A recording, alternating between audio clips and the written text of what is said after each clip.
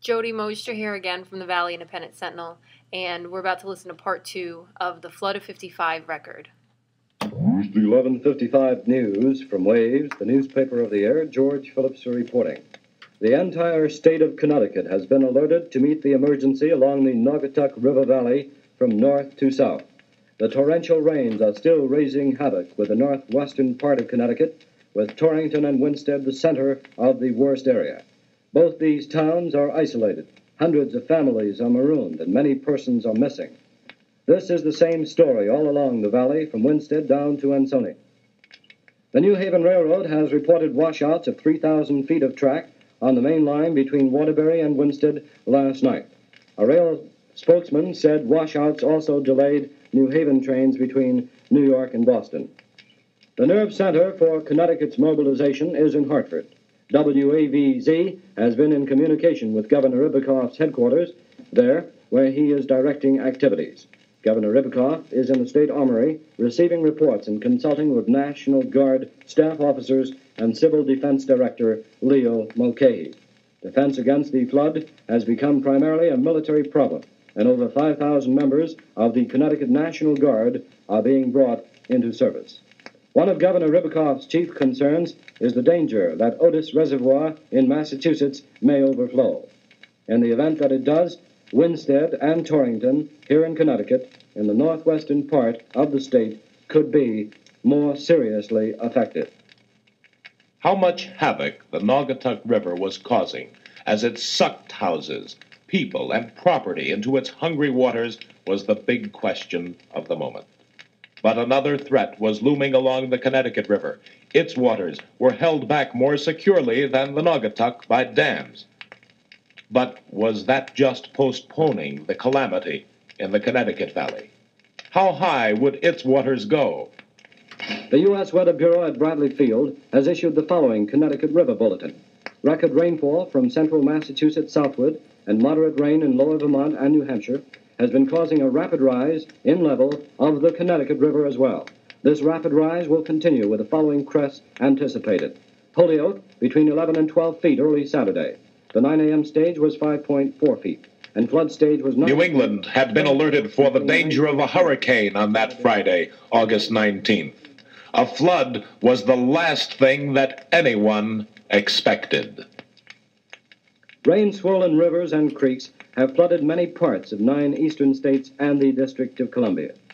The tail end of dying Hurricane Diane swept the region with up to 12 inches of rain, falling in some areas. 22 persons have been killed by the fury of the storm which swept northeastward. Damage is estimated in the millions of dollars. The hardest hit were eastern Pennsylvania, southeastern New York and New Jersey, and, of course, northwestern Connecticut.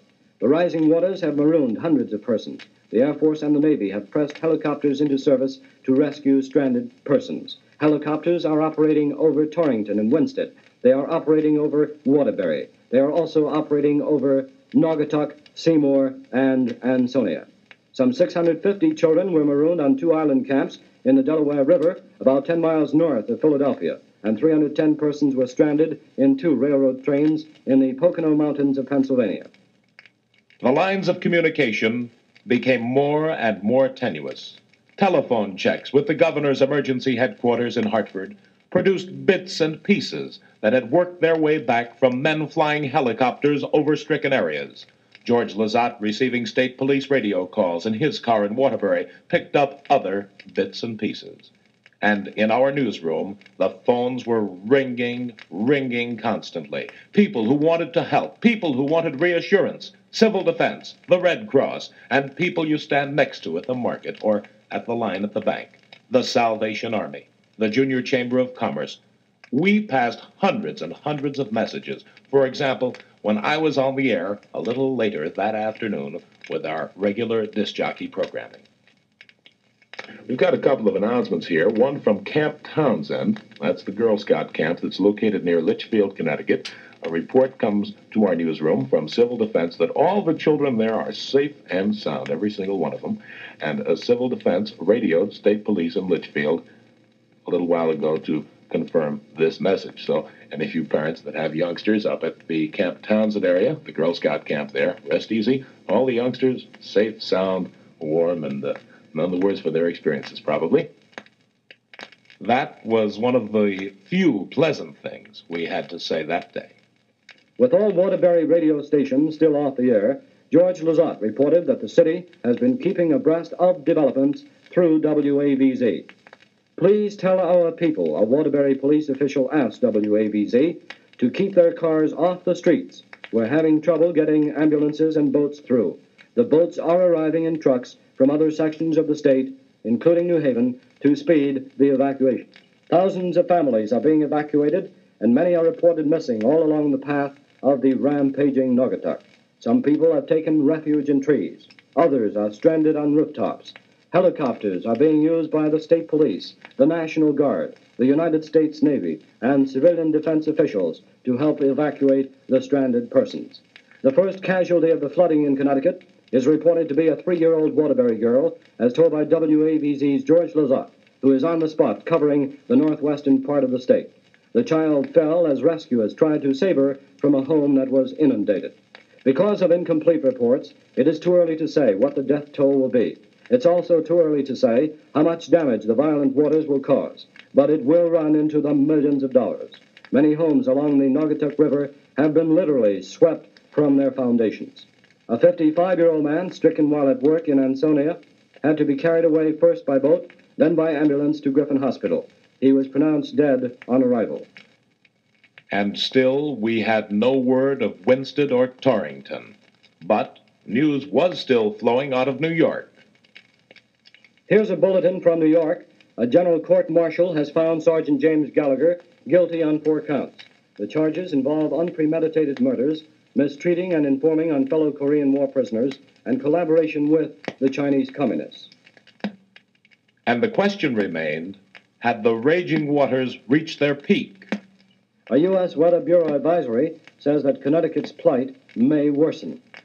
Once again, we take you to Waterbury and WAVZ's George Lazat for an on-the-spot report on flood conditions in that town. Come in, George Lazat. This is George Lazat speaking to you now from the emergency room at St. Mary's Hospital in Waterbury, Connecticut. The Naugatuck River rampaging has split the city in two, according to our late reports. Waterbury Hospital on the west end of the city is handling most of the west side emergency cases, while the efficient staff at St. Mary's is set up to handle the cases from this section of the city.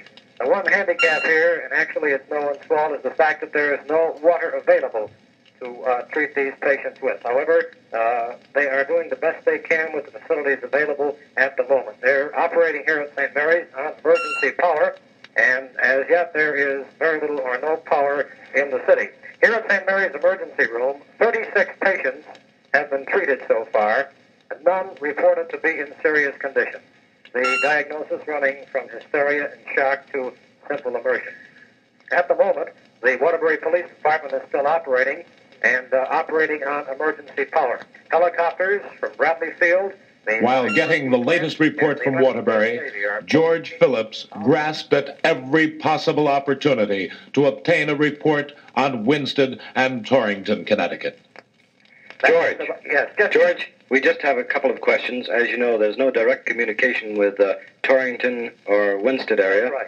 Have you heard anything, George, from that We area? have had no reports. I know that the only report I picked up on the State Police radio a few moments ago was for the Terryville Fire Department to stand by in the east section of Thomaston. That request came from the Connecticut State Police. However, we have a report the New Milford area is cut off. New Milford is close to Torrington, and that entire area, Thomaston, Torrington, and Winsted, is reporting very little because of the complete lack of any audio communication. We had been telling the story for 8 hours with mounting tension, and then... Here are the 1:30 headlines from WAVZ, the newspaper of the air. George Phillips reporting. The flood waters in Waterbury have begun to recede.